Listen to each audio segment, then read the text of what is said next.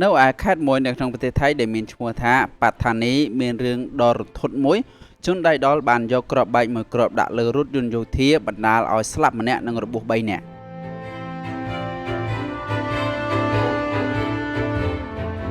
នៅថ្ងៃទី2ខែមិថុនាកងវីរៈសេនីយ៍ធំថ្មើរជើងលេខ4214កងវីរៈសេនីយ៍ធំថ្មើរជើងលេខ42បានរាយការណ៍អំពីឧបទ្ទវហេតុមួយគឺ511ការផ្ទុះគ្រាប់បែកនៅឯបានណារ៉ាវភូមិលេខ2ឃុំផាណារ៉េស្រុកផាណារ៉េខេត្តផាត់ថានីបានរាយការណ៍បឋមបញ្ជាក់អំពីមនុស្ស3នាក់បានរងរបួសនិងម្នាក់ស្លាប់ការិយាល័យទំនាក់ទំនងសាធារណៈភូមិភាគ6នាយកដ្ឋានទំនាក់ទំនងសាធារណៈបានរាយការណ៍ថានៅវេលាម៉ោង 9:30 នាទីព្រឹកថ្ងៃទី2ខែមិថុនាមានករណីផ្ទុះគ្រាប់បែកមួយនៅក្នុងរថយន្ត4214ដោយមាននាយទាហាន4នាក់នៅតំបន់ផាណាប្រាវភូមិលេខ2ឃុំផាណារ៉េស្រុកផាណារ៉េខេត្តផាត់ថានីដំបងឡើយមានមន្ត្រី4នាក់បានរងរបួសក្រោយមកគេស្គាល់ថាអ្នករងរបួសនោះមានឈ្មោះដូចខាងក្រោម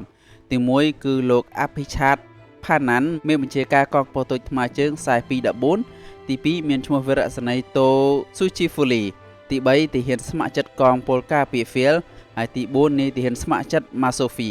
បន្ទាប់មករបាយការណ៍មួយបានរាយការណ៍ថាបរិះដែលជាមេបញ្ជាការក្រុមនោះគឺបានស្លាប់ហើយដំបូងនោះគឺមេបញ្ជាការរូបនោះក៏បានទៅពិធីជប់លៀងមួយនៅឯស្រុកផាណារ៉េខេត្តផាត់ថានីនៅតាមដងផ្លូវត្រឡប់មកវិញគឺនៅម្ដុំផាណាប្រាវក៏បានផ្ទុះគ្រាប់បែកតែម្ដង